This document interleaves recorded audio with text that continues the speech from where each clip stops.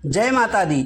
श्री दुर्गा सप्तशती सप्तम अध्याय चंड और मुंड का वध प्रारंभ।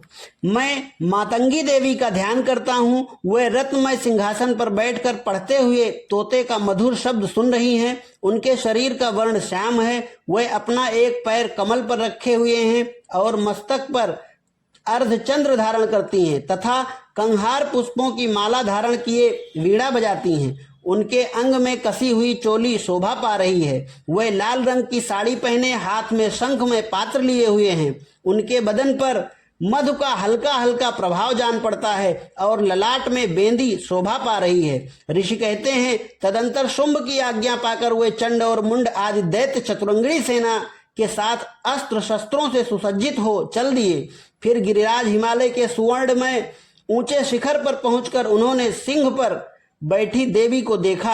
वह मंद मंद मुस्कुरा रही थी। उन्हें देखकर दैत्य लोग तत्परता से पकड़ने का उद्योग करने लगे। किसी ने धनुष तान लिया, किसी ने तलवार संभाली और कुछ लोग देवी के पास आकर खड़े हो गए। तब अंबिका ने उन शत्रुओं के प्रति बड़ा क्रोध किया। उस समय क्रोध के कारण उनका मुख काला पड़ गया, ललाट में भौहें टेढ़ी हो गई और वहां से तुरंत विकराल रूपी काली प्रकट हुई, जो तलवार और पाश लिए हुए थी। वह विचित्र खटवांग धारण किए और चीते के चर्म की साड़ी पहने नर मुंडों की माला से विभूषित थी। उनके शरीर का मांस सूख गया था, केवल हड्डियों का ढांचा था, जिससे वह अत्यंत भयंकर जान पड़ती थी। उनका मुख बहुत विशाल था, जीभ लपलपाने के कारण वह और भी डरावनी प्रतीत होती थी। उनकी आंखें भीतर को धसी हुई और कुछ लाल थी। वह अपनी भयंकर गर्जना से संपूर्ण दिशाओं को गुंजा रही थी। बड़े बड़े दैत्यों का वध करती हुई वह कालिका देवी बड़े वेग से दैत्यों की उस सेना पर टूट पड़ी और उन सबको भक्षण करने लगी। वह पार्श्वरक्षकों, अंकुशधारी महावतों, योद्धाओं और घंटा सहित कितने ही हाथियों को एक ही हाथ से पकड़कर मुंह में डाल लेती थी। इसी प्रकार घोड़े, रथ और सारथी के साथ रथी सैनिकों को मुंह में डालकर वह उन्हें बड़े भयानक रूप से चबा डालती थी। किसी के बाल पकड़ लेती, किसी का गला दबा देती, किसी को पैरों से कुचल डालती और किसी को छाती के धक्के से गिराकर मार डालती थी। वह असुरों के छोड़े हुए बड़े बड़े अस्त्र शस्त्र मुंह से पकड़ लेती और रोष में भरकर उनको दांतों से पीस डालती थी। काली ने बलवान एवं दुरात्मा दैत्यों की वह सारी सेना रौंद डाली, खा डाली और कितनों को मार भगाया। कोई तलवार के घाट उतारे गए, कोई खटवांग से पीटे गए और कितने ही असुर दांतों के अग्रभाग से कुचले जाकर मृत्यु को प्राप्त हो गए। इस प्रकार देवी ने असुरों की उस सारी सेना को क्षण भर में मार गिराया।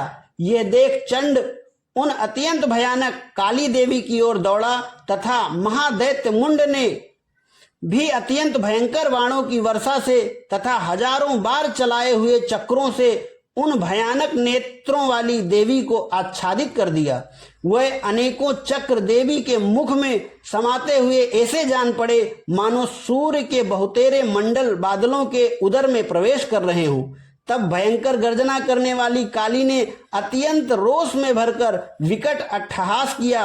उस समय उनके विकराल वदन के भीतर कठिनता से देखे जा सकने वाले दांतों की प्रभा से वह अत्यंत उज्जवल दिखाई देती थी। देवी ने बहुत बड़ी तलवार हाथ में ले हंग का उच्चारण करके चंड पर धावा किया और उसके केश पकड़कर उसी तलवार से उसका मस्तक काट डाला। चंड को मारा गया देखकर मुंड भी देवी की ओर दौड़ा। तब देवी ने रोष में भरकर उसे भी तलवार से घायल करके धरती पर सुला दिया। महापराक्रमी चंड और मुंड को मारा गया देख मरने से बची हुई बाकी सेना भय से व्याकुल हो चारों ओर भागने लगी।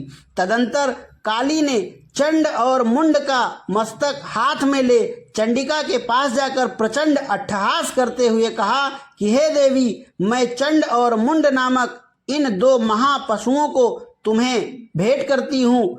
अब युद्ध यज्ञ में तुम शुंभ और निशुंभ का स्वयं ही वध करना।